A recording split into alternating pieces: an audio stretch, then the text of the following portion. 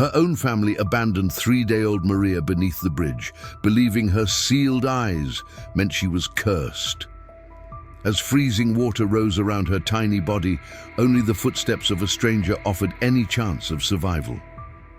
Before we continue, don't forget to subscribe to the channel, like the video, and comment where in the world you're watching from. Let's go. The mist hung low over Cedar Creek, wrapping the old wooden bridge in a veil of ghostly white. Dawn was just breaking over the eastern ridge of the Shenandoah Valley, Virginia, but the sun's warmth had yet to penetrate the chill that clung to the hollow. Joseph Yazzie pulled his worn denim jacket tighter around his broad shoulders, his breath forming small clouds in the September morning air as he made his way toward the construction site where he'd been working for the past 3 months. At 42, Joseph's face bore the lines of a man who had seen both beauty and hardship. His dark eyes, deep set beneath a strong brow, carried a quiet wisdom. His black hair, streaked with occasional silver, was pulled back in a neat ponytail that reached the middle of his back. The calluses on his hands told the story of 2 decades in construction, building structures for others, while the foundations of his own life remained unsettled. As a Chiricahua Apache, far from his ancestral lands in Arizona, Joseph had grown accustomed to the solitude that came with displacement. Work had carried him across the country, from reservation to city to rural outposts like Cedar Creek, places where he was often the only native face for miles. He'd learned to find peace in the routine, in the reliability of sunrise and sunset, in the solid feel of tools in his hands. The old bridge creaked beneath his work boots. It was a remnant of another era, built before the Civil War and somehow still standing despite decades of neglect. The county had finally approved funds to restore it, a project that had brought Joseph to this quiet corner of Virginia. He was halfway across when he heard it. A sound so faint he almost dismissed it as water lapping against the stone supports below. Joseph paused, head tilted.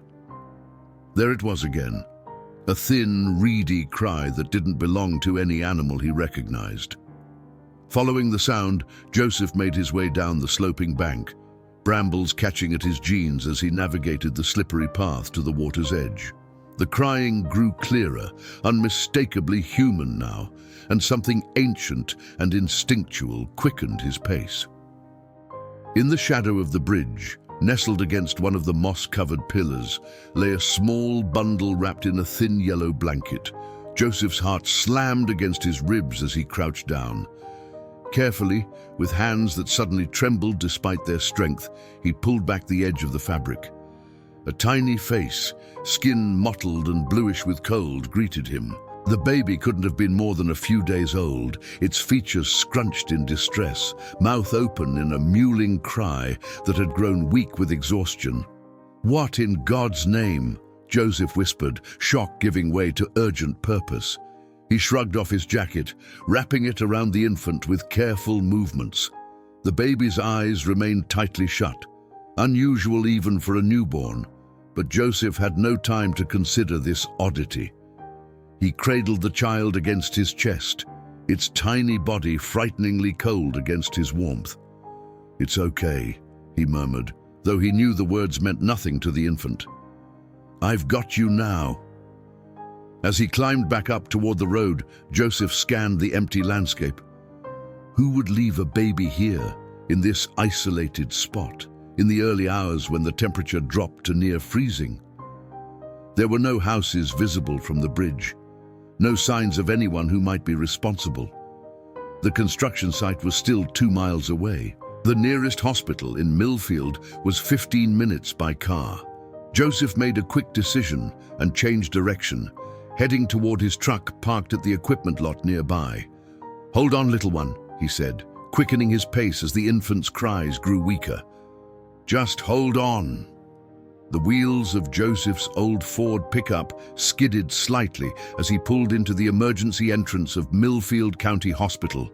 The baby, now wrapped in his jacket and the truck's emergency blanket, had grown disturbingly quiet during the drive.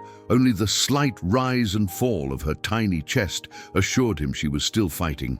"I need help," Joseph called as he pushed through the sliding doors, the bundle cradled against him. "I found a baby, abandoned." The word hung in the sterile air of the waiting room like an accusation against humanity itself. A nurse with graying hair and swift, efficient movements appeared from behind the reception desk.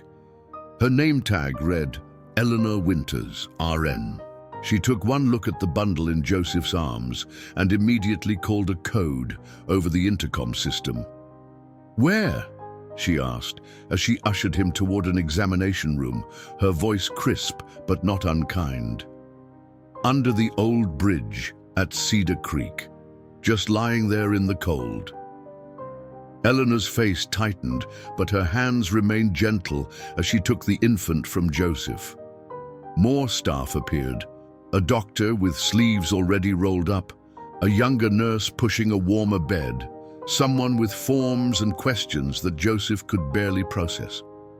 "Male or female?" the doctor asked, unwrapping the blanket with practiced efficiency. I don't know," Joseph admitted.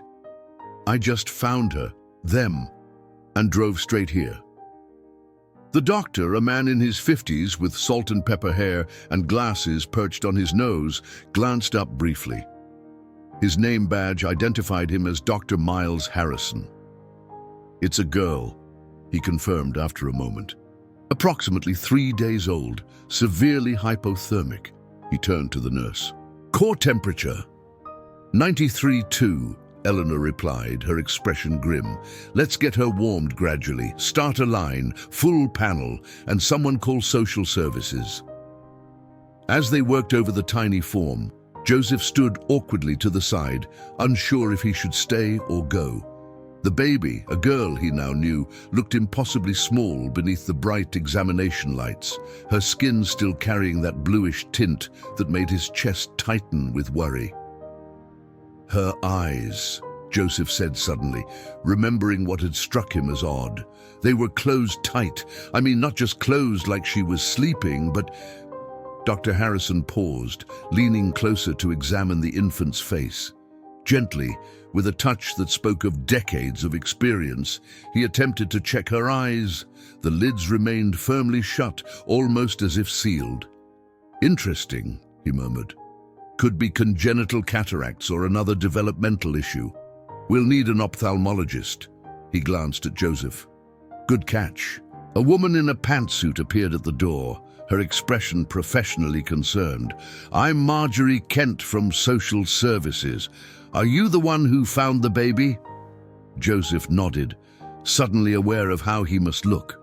A large native man in work clothes, covered in mud from his scramble up the creek bank. "Joseph Yazzie," he said, extending a hand that she shook after only the briefest hesitation. "I was heading to work, crossing the bridge, and heard crying."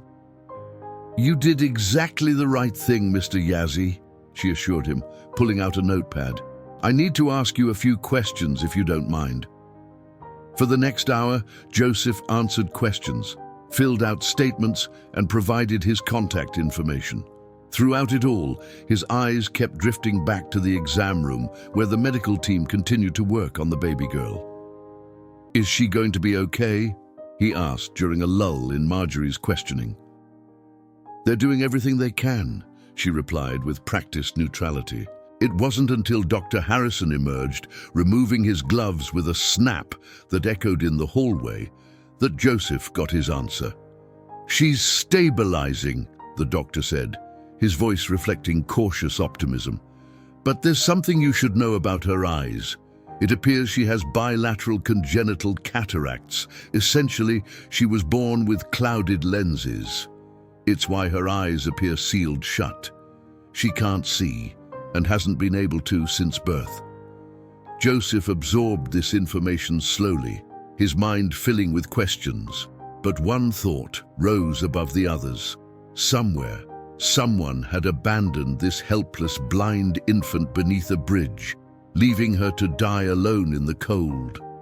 By the time the afternoon shadows lengthened across the hospital parking lot, Joseph had called his foreman to explain his absence, drunk 3 cups of burnt coffee from the waiting room machine, and made a decision he couldn't quite explain, even to himself.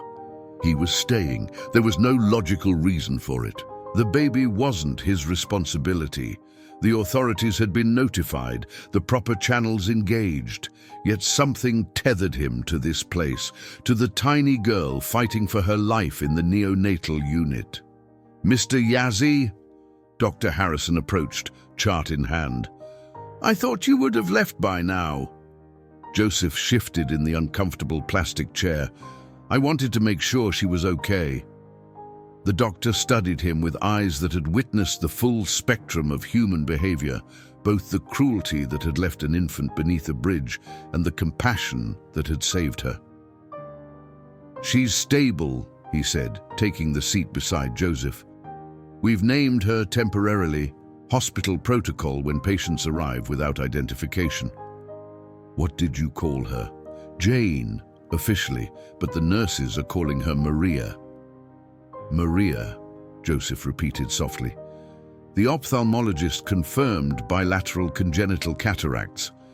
It's a condition where the natural lens of the eye is cloudy from birth rather than clear. Completely treatable with surgery nowadays, though timing is important for visual development. Joseph nodded, absorbing the information. "So she could see normally if she gets the surgery?" "Very good chances, yes, but..." Dr. Harrison hesitated, choosing his words carefully. "There are challenges ahead. The state system is overwhelmed. Special needs children, even those with treatable conditions, don't always receive timely care." The implication hung in the air between them. Joseph's hands tightened on the armrests of his chair. "Can I see her before I go?" Dr. Harrison seemed to measure him once more before nodding. "Follow me." The neonatal unit was a world of soft, beeping monitors, hushed voices, and incubators housing the most vulnerable patients. Joseph felt enormous and out of place as he followed the doctor past the nurses' station, where Eleanor Winters gave him a nod of recognition. "Here she is, Doctor," Harrison said, stopping beside an incubator slightly apart from the others. Joseph leaned closer, his breath catching. The baby, Maria, looked transformed from the blue-tinged, deathly cold bundle he'd found that morning. Her skin had pinkened, and though thin tubes connected her to monitors and an IV, she appeared peaceful. She was impossibly small, her entire body no longer than the length of his forearm. "She's beautiful," he said, surprising himself with the emotion in his voice. "She is," Dr. Harrison agreed, "and she's a fighter. Not many newborns would have survived those conditions." Joseph placed his palm gently against the clear plastic of the incubator. "What happens to her now?" "Social services will place her in emergency foster care once she's released. After that..." The doctor shrugged, the gesture conveying more about the inadequacies of the system than words could. Joseph stood silently for a long moment, watching the gentle rise and fall of Maria's chest. Her eyes remained closed, but occasionally her tiny features would twitch in what might have been a dream. "I want to apply," he said suddenly. Dr. Harrison looked up sharply. "Apply?" "To be her foster parent, or whatever the process is. I want to take care of her." The doctor's expression was carefully neutral. "That's not a small undertaking, Mr. Yazzie. There are extensive background checks, home studies, training requirements." "I understand. And you found her just this morning. This is a significant decision to make in a single day." Joseph met the doctor's gaze steadily.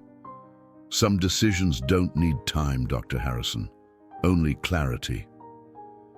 Silence stretched between them, broken only by the soft, rhythmic beeping of Maria's monitors. "I'll call Ms. Kent from Social Services," Dr. Harrison finally said. "She'll explain the process, but I should warn you, there will be questions about your living situation, your employment, your background." Single men don't often become foster parents, especially for infant girls. I understand, Joseph repeated, his eyes never leaving Maria's face. But I'm not going to leave her alone again. Not after finding her like that. The doctor nodded slowly. I'll make the call. Sheriff Daniel Clarkson's cruiser kicked up dust as it rolled to a stop by the Cedar Creek Bridge. The afternoon sun cast long shadows across the worn planks, transforming the peaceful spot into something more sinister in light of the morning's discovery. Right down there, said Deputy Thornton, pointing toward the creek bed. Construction worker found the baby tucked against the pillar. Sheriff Clarkson grunted, adjusting his hat against the sun's glare. At 57, he'd seen most of what rural Virginia had to offer in terms of human callousness, but abandoning a newborn still ranked among the worst. Any ideas? He asked, making his way carefully down the embankment. Few possibilities, Thornton replied, following. Doc Harrison says the baby's got some eye condition, congenital cataracts. Makes her eyes look sealed shut. And, well, you know how folks get out in these hollers, superstitious. Baby born with something wrong, might think it's cursed or whatnot. The sheriff squatted by the water's edge, examining the spot where Joseph had found the infant. Only a small depression in the mud remained as evidence. That's medieval thinking, Thornton. Maybe so, but there's still pockets around here where modern medicine takes a backseat to old wives' tales. Clarkson stood with a sigh. Check with the Howards up on Blackberry Road. Their daughter Emily was pregnant last I heard, real young, 17 or so. Parents were none too happy about it. Will do, Thornton said, making a note. And there's the Coopers over in Maiden Falls. Word is their youngest had a baby out of wedlock a few weeks back, but nobody's seen it. Follow up on both, discreetly. The sheriff took one last look at the bridge. Whoever did this needs to answer for it, but we need to understand why. A person doesn't leave their child to die without something broken inside them. Back at Millfield County Hospital, Joseph sat across from Marjorie Kent in a small consultation room. The social worker had arrived promptly after Dr. Harrison's call, her expression a careful blend of professional concern and barely concealed surprise. Mr. Yazzie, while your desire to help is commendable, she began, arranging forms before her, you must understand that fostering is an intensive process. The state has strict requirements. Joseph nodded. I'm prepared for that. Are you? You live alone, correct? In temporary housing for the bridge restoration project? I've been renting the old Simmons cottage on Route 16 for the past 3 months. It's small, but well maintained. And your employment situation? I'm a specialized construction foreman with River Valley Builders. My contract here runs another 5 months, but my employer has projects throughout the region. I've been with the company 8 years. Marjorie made notes, her pen scratching against paper. And your background? Any criminal history? None, Joseph said evenly. You're welcome to check. We will, extensively. She looked up, her gaze direct. Mr. Yazzie, I need to address the obvious. You're a single man with no childcare experience, living in temporary housing, working long hours in construction, and you're Apache, Joseph finished for her, while the baby appears to be white. Marjorie had the grace to look slightly embarrassed. Cross-cultural placements require additional consideration. I understand cultural heritage is important. I live it every day. But right now that baby needs someone who cares whether she lives or dies. Someone who will fight for her surgery, for her chance to see. That matters more than matching skin tones. The social worker studied him for a long moment. You seem remarkably committed to a child you just met this morning. Joseph considered how to explain the inexplicable. I believe in signs, Miss Kent. Not in a vague, New Age way. In my culture, we understand that some encounters aren't accidental. I wasn't supposed to cross that bridge early today. I usually take the main road, but a fallen tree forced a detour. He met her gaze steadily. I was meant to find her. Marjorie's expression softened slightly. Faith is admirable, Mr. Yazzie, but the state requires more concrete assurances. Then tell me what I need to do. She slid several forms across the table. Start by filling these out. We'll need background checks, fingerprinting, home study, character references, proof of income, health examination. You'll need to complete 30 hours of foster parent training. Joseph took the papers without hesitation. And how long before Maria could be placed with me, assuming I pass everything? Maria? Marjorie raised an eyebrow. That's what the nurses are calling her. Ah, well, typically the process takes 3 to 6 months, but given her medical needs and our shortage of specialized foster homes, if you satisfy all requirements, we might expedite placement. She paused. Though I should warn you, we're still investigating her family of origin. If we locate her parents or suitable relatives, reunification would be the priority. Joseph's jaw tightened, but he nodded. I understand. As Marjorie gathered her things to leave, she hesitated. Mr. Yazzie, Joseph, it's unusual for someone to connect so quickly, so deeply with an abandoned child. What exactly do you hope to gain from this? Joseph thought of the tiny girl in the NICU, of her closed eyes that had never seen sunlight, of how she'd been discarded like something unwanted. He thought of his own solitary life, of the emptiness of his rented cottage, of decades spent building homes for others while having none himself. Not all wounds are visible, Ms. Kent, he said quietly. Sometimes we recognize in others the very thing we need healing from ourselves. The Simmons cottage sat back from Route 16, nestled among silver maples that had witnessed a century of seasons. Joseph stood in the center of the small living room, seeing it through new eyes, the eyes of a home inspector, determining whether it was fit for a child. The space was clean but sparse, containing only what a man accustomed to temporary lodgings needed: a worn couch acquired second-hand, a coffee table made from a repurposed cable spool, a small television he rarely watched.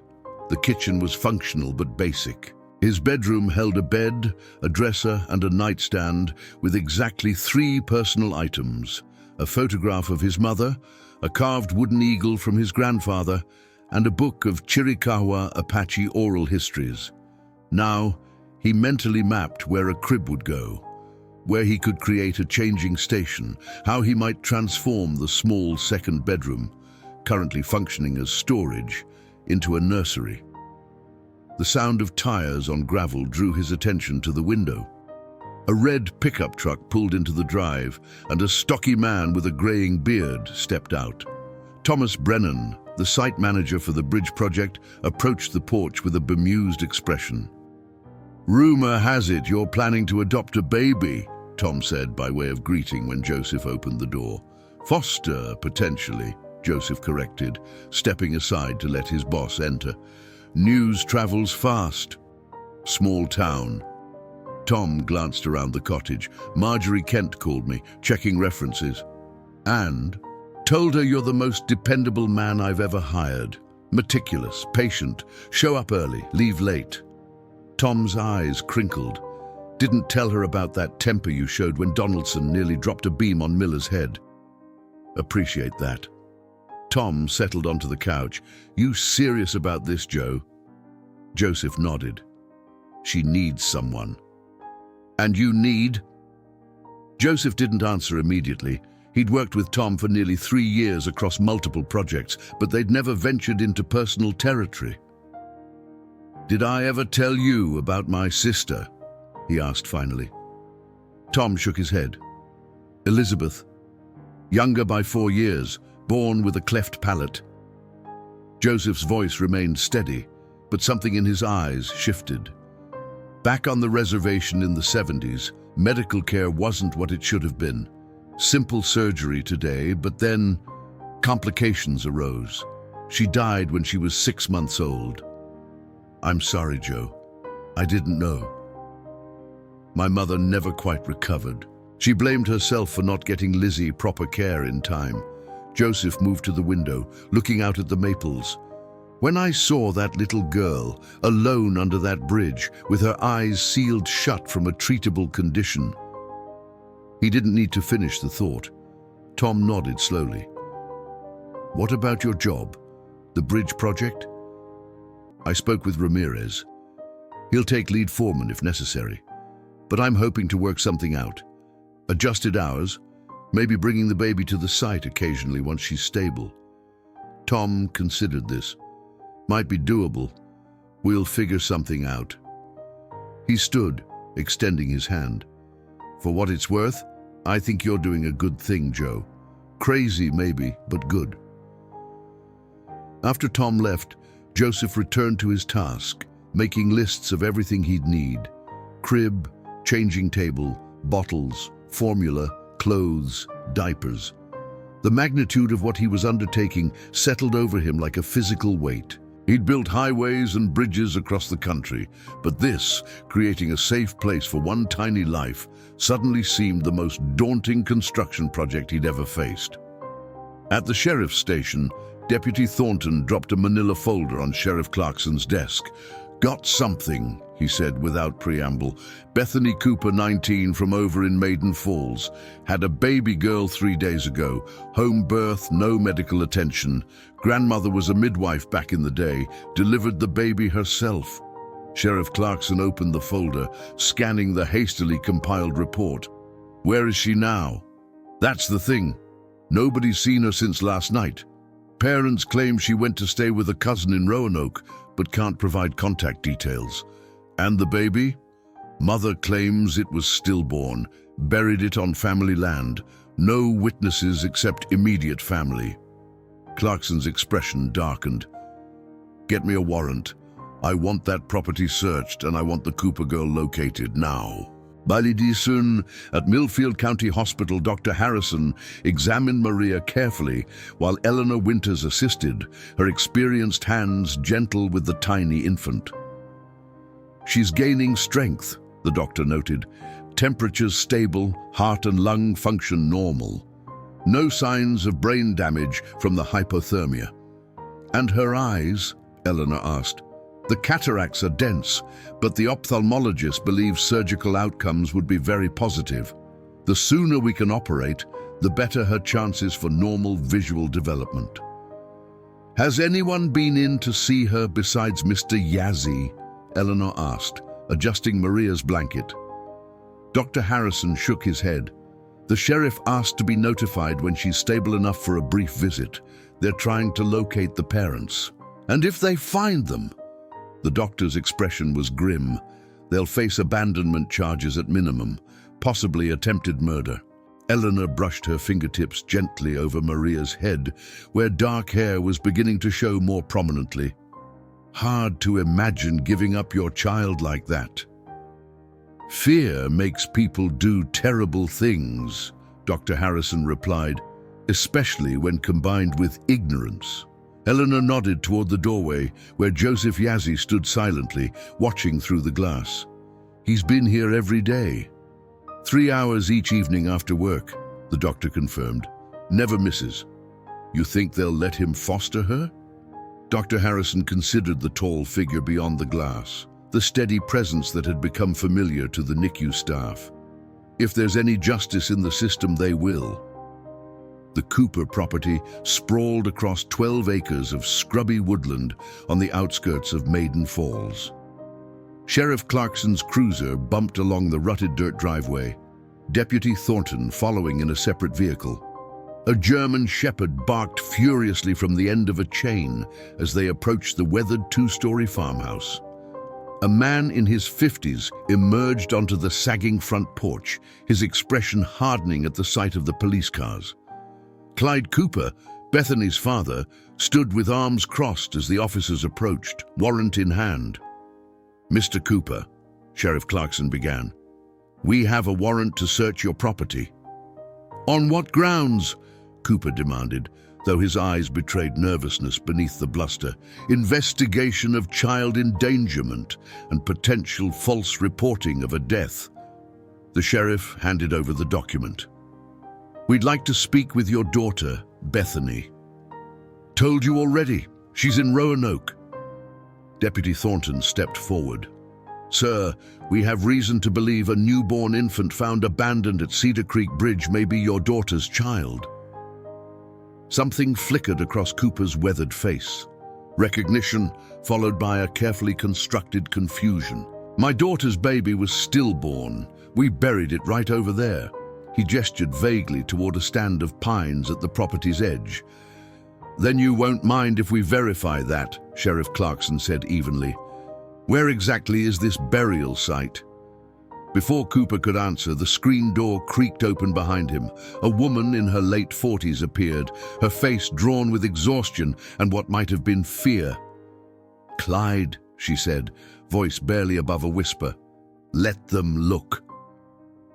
Cooper's shoulders slumped slightly. "Martha, no more," she interrupted, then turned to the sheriff. "My grandbaby wasn't stillborn. She was born with her eyes sealed shut. Clyde and his father thought she was cursed, born without eyes or possessed or some such nonsense." Tears tracked down her lined face. Bethany was too weak after the birth to stop them. They took the baby away while she slept. Sheriff Clarkson's expression remained professional, but his eyes hardened. "Are you saying they abandoned the infant at Cedar Creek Bridge?" Martha Cooper nodded, wrapping her arms around herself. "Clyde's father, Earl, he's the one who did it. Old world superstitious. Said the running water would carry the curse away." Her voice broke. "I tried to tell them it was just cataracts. My sister had a baby born with them years back, but they wouldn't listen." The sheriff turned to Cooper. "Where is Earl now?" "Hunting cabin, up north." Cooper's voice was flat, defeated. "And before you ask, Bethany's upstairs, has been all along." As Deputy Thornton headed into the house to find Bethany, Sheriff Clarkson regarded Cooper with thinly veiled disgust. "You're under arrest for child endangerment and filing a false report. Earl will be picked up by state police." He paused. "You're lucky that baby survived, or we'd be talking murder charges." At the hospital, Joseph sat beside Maria's incubator, reading aloud from a children's book. The nurses had told him it was good for babies to hear voices, that it helped with development and bonding. He felt awkward at first, a grown man reading about ducklings and bunnies, but the discomfort faded as the days passed. "And the little duckling finally found his way home," Joseph concluded, closing the book as Dr. Harrison approached. "Good news," the doctor said quietly. "The ophthalmologist has scheduled Maria's first surgery for next Tuesday. We've secured emergency approval from the state." Joseph's heart leaped. "That's wonderful. How does it work? The procedure, I mean." "It's relatively straightforward. They'll remove the clouded lens from one eye and insert an artificial lens. Second eye follows a few weeks later, assuming the first goes well." Dr. Harrison smiled. "She has excellent chances for normal vision." "And recovery time?" "A few weeks of careful monitoring, special drops. She'll need glasses eventually, but many children with corrected congenital cataracts develop normal vision." Joseph nodded, relief washing over him. Then he noticed the doctor's slight hesitation. "What else?" Dr. Harrison glanced toward the door before continuing. "The sheriff found her birth family. The mother is a 19-year-old girl named Bethany Cooper. The grandfather abandoned Maria, believing her to be cursed because of her eyes. The mother apparently had no knowledge of this. She was told the baby died." Joseph's hands tightened on the book he was holding. "What happens now?" "Sheriff Clarkson is bringing Bethany in to see Maria. She's been medically cleared, though she's still recovering from the birth. They'll need to run DNA tests, though there's little doubt." Dr. Harrison placed a hand on Joseph's shoulder. "I wanted you to know before you saw them here." "Thank you," Joseph said, his voice carefully neutral, though his mind raced with implications. Would this girl, this Bethany, want her child back? Would his fostering application be rendered moot? And what about Maria's surgery, her care? Mr. Yazzie, Dr. Harrison added gently, try to remember. Bethany appears to be a victim in this too. Joseph first saw Bethany Cooper from a distance, a slight figure in a borrowed hospital gown wheeled into the NICU by a nurse. Even from across the room, her youth was striking. She looked more like a high school student than a mother, her blonde hair pulled back in a messy ponytail, her face pale and drawn from recent trauma. He stood to leave, to give her privacy for this reunion, but Dr. Harrison caught his eye and subtly shook his head. "Stay," the gesture said. "This concerns you too." As Bethany approached Maria's incubator, Joseph noticed her hands trembling in her lap. Sheriff Clarkson followed a few paces behind, his expression uncharacteristically gentle. "Here she is," Eleanor Winters said softly, positioning Bethany's wheelchair beside the incubator. "Your daughter is doing very well, considering." Bethany's eyes widened as she took in the tiny form, the tubes and monitors, the rhythmic beeping that counted out Maria's heartbeats. "She's so small," she whispered, voice cracking. "They told me she was dead.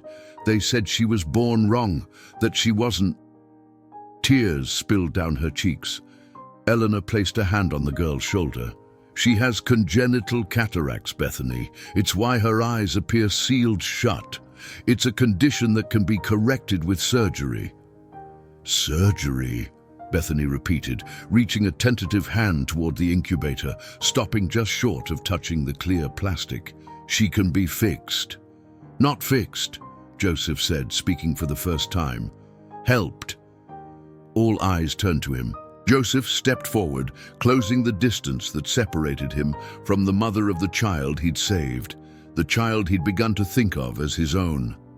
"Mr. Yazzie is the one who found your daughter," Dr. Harrison explained. "He's been visiting her daily." Bethany looked up at Joseph, really seeing him for the first time. Her blue eyes, red-rimmed from crying, took in his height, his broad shoulders, his weathered face. "You found her? Under the bridge?" Joseph nodded. "I heard her crying on my way to work." "Thank you," Bethany said, the words emerging as a sob. "Thank you for saving her." The simple gratitude pierced Joseph unexpectedly. He'd imagined anger, defensiveness, perhaps even hostility from this girl. Instead, she offered raw, unfiltered appreciation. "She's strong," he said, nodding toward Maria. "A fighter." An awkward silence fell. Sheriff Clarkson cleared his throat. "Miss Cooper, I know this is overwhelming, but we need to discuss what happens next." Bethany's face crumpled. "They're going to arrest my father and Grandpa Earl." "They endangered a newborn," the sheriff said, not unkindly. "Left her to die." "I didn't know," Bethany insisted, looking desperately between the adults. "I swear I didn't. They told me she died right after birth, that she was wrong, deformed." Fresh tears spilled. "I didn't even get to hold her." Dr. Harrison stepped forward. "Bethany, Maria is scheduled for her first eye surgery next Tuesday. We need to discuss consent and follow-up care." "Maria?" Bethany looked confused. "That's what the nurses have been calling her," Eleanor explained. "We needed a name for her charts." "Maria," Bethany repeated, testing the name. She looked up at Joseph. "You've been coming here every day?" He nodded. "After work." "Why?" The question hung in the air, simple yet impossible to fully answer. Joseph met Bethany's gaze. "Because she deserves someone in her corner." Bethany seemed to absorb this, looking between Joseph and the baby. "I don't know what to do," she admitted. "I'm 19. I live with my parents. I was supposed to start community college." She trailed off, shame and confusion evident in her face. "You have options," Marjorie Kent said, entering the room with her ever-present clipboard. "We can discuss them." Joseph felt a cold weight settle in his stomach. This was the moment he'd feared, when Maria would slip from his reach, when the tenuous connection he'd formed would be severed by bureaucracy and biology. "Mr. Yazzie has applied to be a foster parent," Marjorie continued, surprising Joseph. He's been expediting the process specifically to care for your daughter. Bethany looked up at Joseph with new understanding. You want to adopt her? Foster, he corrected automatically, though the deeper truth hung unspoken. But you don't even know her. Or me. Joseph considered his words carefully. I know she needs specialized care, surgery, follow-up treatment. I know the system is overloaded and children with medical needs often wait longest for placement. He paused. And I know what it's like to lose a sibling to a treatable condition because help came too late.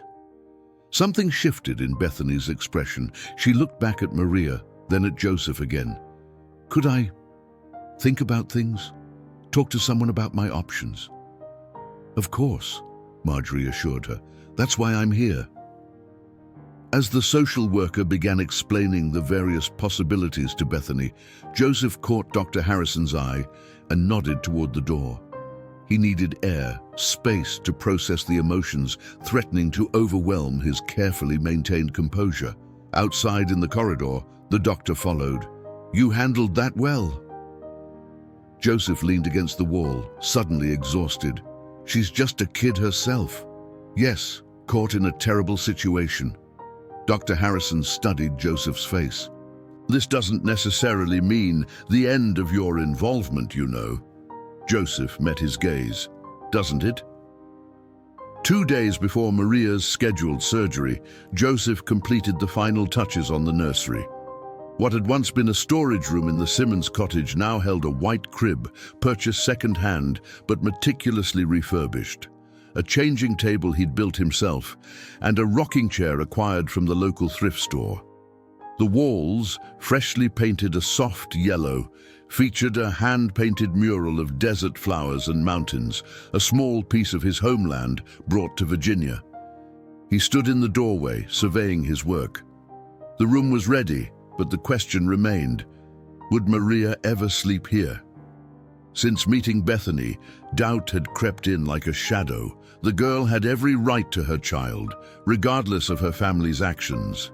Yet something told him to continue preparing, to keep fighting for the chance to care for the infant he'd found beneath the bridge. The ringing of his cell phone broke the silence. Tom Brennan calling from the construction site. Joe, just checking in. How's the baby doing? Joseph moved to the living room, sinking into the couch. Surgery scheduled for Tuesday. She's getting stronger. And the birth mother, word around town is they found her. 19 years old, had no idea what her father and grandfather did.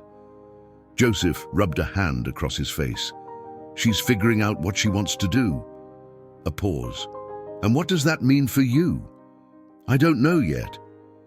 The silence stretched between them, filled with unasked questions. Finally, Tom spoke again. We're behind schedule on the Southeast support. Could use your expertise if you can spare a day.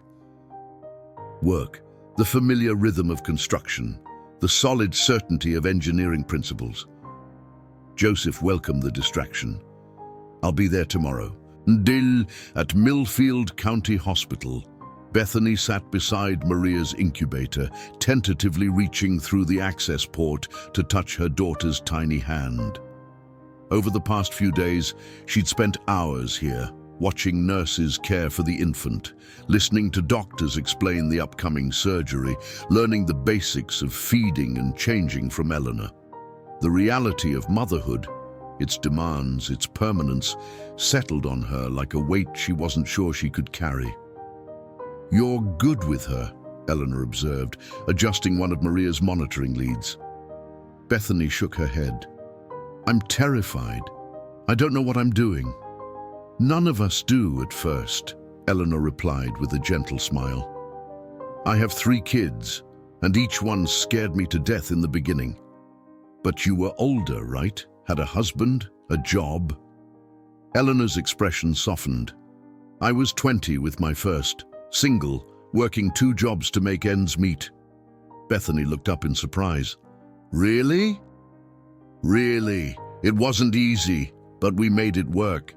Eleanor checked Maria's IV. Of course, I had my mother to help. Your situation is more complicated. Bethany nodded, thinking of her father in county jail awaiting trial, her grandfather under house arrest pending charges, her mother barely functioning under the weight of family disgrace. "I don't know if I can do this," she admitted, her voice barely audible. "I want to go to college, to make something of myself. But I want her to have a good life too." Eleanor nodded, understanding in her eyes. "Have you spoken more with Ms. Kent about your options?" She explained everything. I could surrender her for adoption, or... Bethany hesitated. "Or I could consent to a temporary guardianship arrangement with Mr. Yazzie. And what do you think about that?" Bethany gazed at Maria, whose tiny fingers had curled reflexively around her own. "He saved her life. He visits every day. He's doing everything to prepare for her." She paused. "And I saw the nursery he's setting up. Ms. Kent took me for the home study."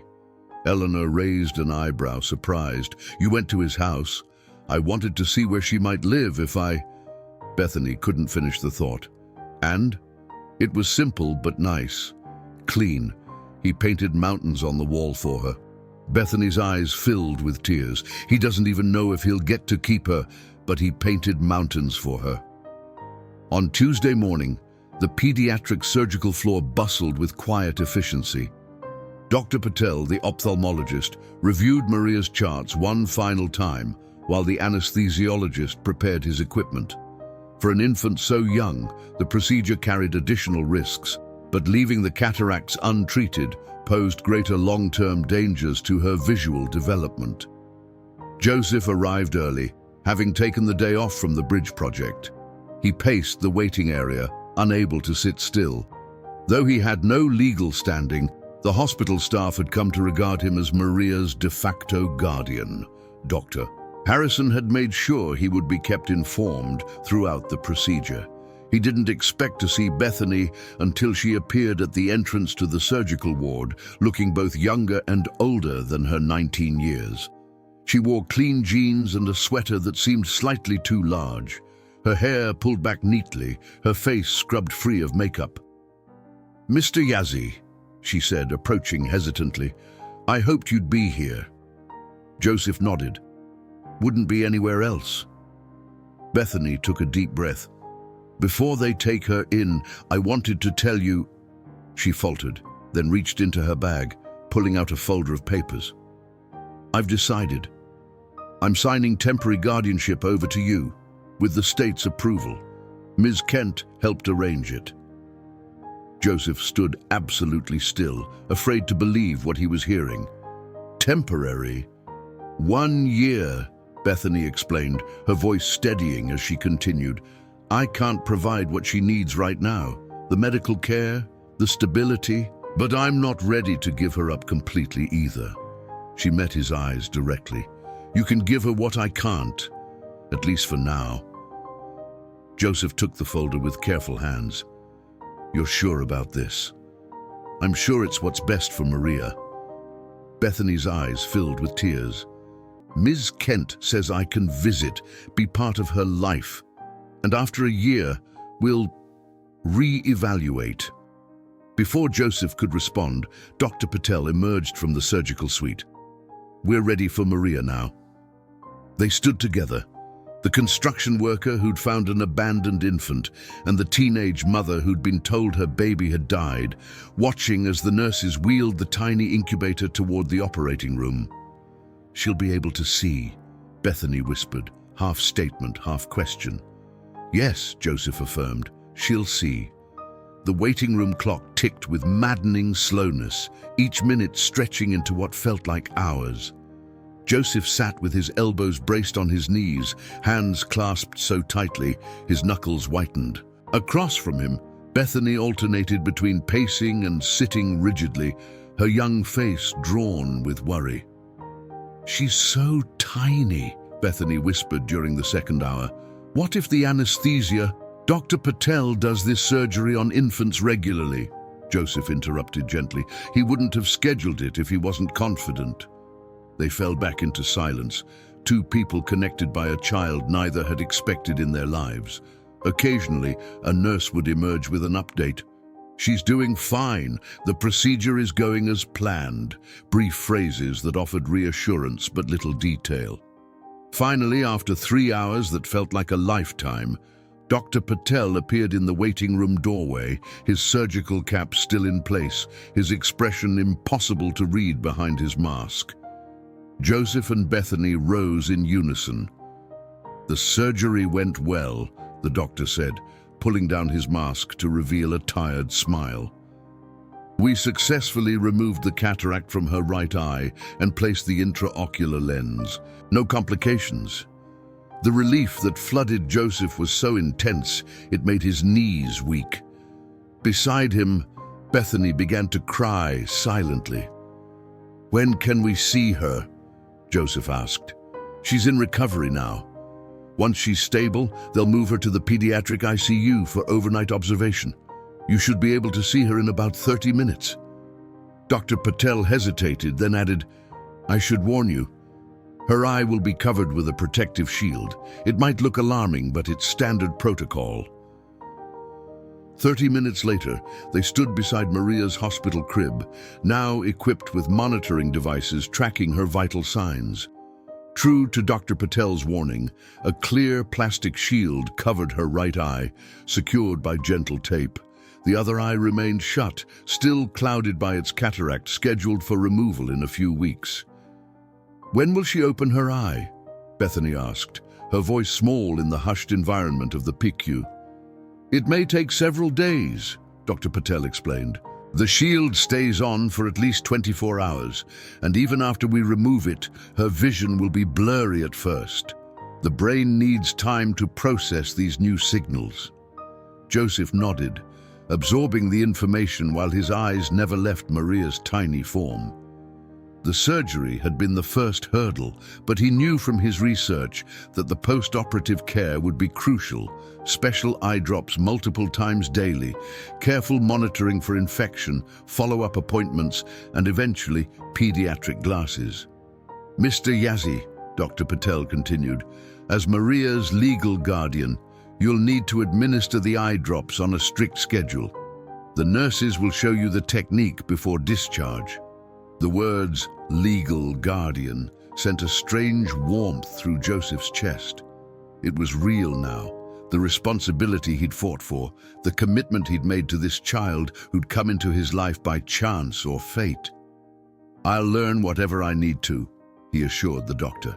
2 days later, Maria was deemed stable enough for discharge. The morning was crisp and clear, the October sun painting the world in gold and amber. Joseph had spent the night at the hospital, learning from the nurses, practicing the delicate task of administering eye drops to a squirming infant, mastering the art of holding her just so. Now, he stood in the hospital lobby, a diaper bag slung over one shoulder, cradling Maria in a carrier against his chest. The discharge papers had been signed, the follow-up appointments scheduled, the medications packaged and labeled. Bethany arrived as they were preparing to leave, slightly breathless as if she'd hurried. "I wasn't sure if you'd already gone," she said, looking at Maria with a mixture of love and sadness. "I wanted to say goodbye. For now." Joseph adjusted the blanket around Maria. "You're welcome to visit whenever you want. The temporary guardianship agreement includes visitation rights." Bethany nodded, reaching out to touch Maria's tiny hand. "I start classes at the community college in January. Ms. Kent is helping me apply for scholarships." "That's good," Joseph said, meaning it. Despite the complicated circumstances, he harbored no resentment toward this girl. If anything, he admired her courage in making such a difficult decision. "I'll come by on Sunday?" she asked, half statement, half question. "We'll be there." The drive to the Simmons cottage was slow and careful, Joseph checking the rearview mirror every few seconds to glimpse the car seat in the back. Maria slept peacefully, unaware of the significance of this journey. Her first trip home. Home. The word resonated in Joseph's mind as he pulled into the gravel driveway. This rental cottage had always been temporary housing, a place to stay while working on the bridge project. Now, It was transforming into something else, a home for a family of two. As he carried Maria up the porch steps, he was surprised to find the door decorated with a simple wreath of autumn leaves and a hand-lettered sign, "Welcome home, Maria." Inside, the small living room had been tidied, and a basket of baby supplies sat on the coffee table with a note from Eleanor Winters. "Every new parent needs reinforcements. Call any time." Joseph brought Maria into the nursery, where the afternoon light filtered through the curtains, illuminating the painted mountains and desert flowers on the wall. He gently placed her in the crib, watching as she stirred slightly before settling back to sleep. "We made it," he whispered, overwhelmed by the moment. "Welcome home, little one." The first days passed in a blur of feedings, diaper changes, and rigorous adherence to the medication schedule. Joseph took a leave of absence from work, focusing entirely on Maria's care and recovery. Tom Brennan and several of the construction crew stopped by with dinner one evening, marveling at the transformation of their colleague into a devoted father.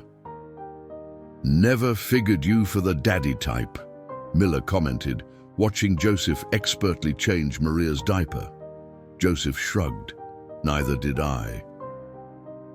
On the 5th day after surgery, while Joseph was administering the morning eye drops, something miraculous happened. As he carefully removed the protective shield that Dr. Patel had replaced with a smaller version during their follow-up visit, Maria's right eyelid fluttered. Joseph froze, holding his breath. Slowly, hesitantly, the tiny lid lifted. For the first time, a deep brown eye, cloudy no longer, looked out at the world, at him. The moment stretched into infinity as Joseph watched Maria's gaze move uncertainly, trying to focus on his face. Dr. Patel had warned that her vision would be blurry at first, that it would take time for her brain to process these new visual signals. But she was seeing. After nearly 2 weeks of darkness, Maria was seeing the world, seeing him. 6 months later, spring brought new life to Cedar Creek. The bridge restoration project was nearly complete, the old wooden structure reinforced and renewed while maintaining its historic character. Joseph stood at the center span, clipboard in hand, checking final measurements as the afternoon sun warmed his shoulders. "Looking good, Joe," Tom said, joining him. "Hard to believe we're almost done." Joseph nodded, gazing down at the water flowing beneath them, creeks running high with the melt. "Different view than the last time you stood here in winter, huh?" The understatement hung in the air between them. 6 months ago, Joseph had been a solitary man, focused solely on his work. Now, he was the guardian of a thriving infant who had undergone 2 successful eye surgeries and was beginning to see the world with growing clarity. "You sticking around when we wrap up?" Tom asked, the question casual, though they both knew its weight. Joseph had been considering this for weeks. His nomadic construction career had always taken him from project to project across the country. But now, with Maria, stability mattered more than ever. "River Valley offered me district manager," Joseph said, "overseeing projects throughout Virginia. Less travel, more office work." "You taking it?" Joseph nodded. "Signed the papers yesterday. Bought the Simmons cottage too." Tom clapped him on the shoulder. "Never thought I'd see the day Joseph Yazzie put down roots." "Neither did I." At home that evening, Joseph sat in the rocking chair with Maria cradled in his arms.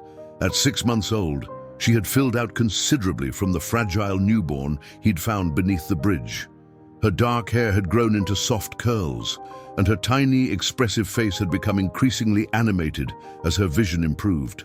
The pediatric glasses perched on her nose, impossibly small frames with specialized lenses, gave her a comically serious appearance. She reached for them constantly, a game Joseph patiently countered by gently guiding her hands away. "Those stay on, little one," he murmured. "They help you see." As if understanding, Maria blinked up at him through the lenses, her brown eyes, both now clear after the second successful surgery, focused intently on his face. Dr. Patel had been amazed at her progress, calling her visual development remarkable at their last follow-up appointment. The sound of tires on gravel announced Bethany's arrival. Her Sunday visits had become a regular fixture in their lives, a rhythm that had grown comfortable over time. "There's your mother," Joseph told Maria, rising from the rocker. "Let's go say hello." Bethany looked different these days, more confident. Her clothing style evolved from teenage uncertainty to young adult purpose. Her first semester at the community college had gone well, and she spoke enthusiastically about her education classes. She wanted to become a teacher eventually, she'd told Joseph, inspired partly by her experience with Maria. "Look at you," she exclaimed, as Joseph opened the door, Maria in his arms. "Those glasses make you look like a tiny professor." Joseph handed Maria to her, watching as Bethany expertly cradled the baby against her shoulder. The awkwardness of their early interactions had faded, replaced by a partnership neither could have imagined when they first met in the hospital. "She tried sweet potatoes yesterday," Joseph reported. "Wasn't a fan." Bethany laughed, just like her mother. "I hated orange vegetables as a kid." They settled in the living room, where spring sunshine streamed through windows left open to catch the warm breeze. As Bethany played with Maria on the floor, Joseph brewed coffee and brought out the banana bread Eleanor had dropped off earlier in the week. Their conversation flowed easily now. Updates on Maria's development, Bethany's classes, the occasional news about her family. Her father and grandfather had both received suspended sentences and probation, the judge citing their genuine remorse and lack of criminal history. Bethany had moved out of the family home, sharing an apartment near campus with another student. "Mum's doing better," Bethany said, helping Maria stack soft blocks. "She visits me sometimes, says she'd like to see Maria eventually, when I think the time is right." Joseph considered this. "That's your decision to make." "Our decision," Bethany corrected gently. "We're in this together, remember?" The one-year temporary guardianship agreement would expire in 6 months. Neither had broached the subject of what might happen then, though it loomed in the background of their interactions. As evening approached and Bethany prepared to leave, she paused at the door, Maria sleepy in Joseph's arms. "There's something I've been meaning to ask you," she said, suddenly hesitant. "The guardianship agreement." Joseph tensed slightly. "Yes?" "I've been thinking about the future, about what's best for Maria." Bethany took a deep breath. "I'd like to extend it, indefinitely." Joseph struggled to maintain his composure. "Are you sure?" "She has a good life here. Stability, love, everything she needs." Bethany's voice was steady despite the tears gathering in her eyes.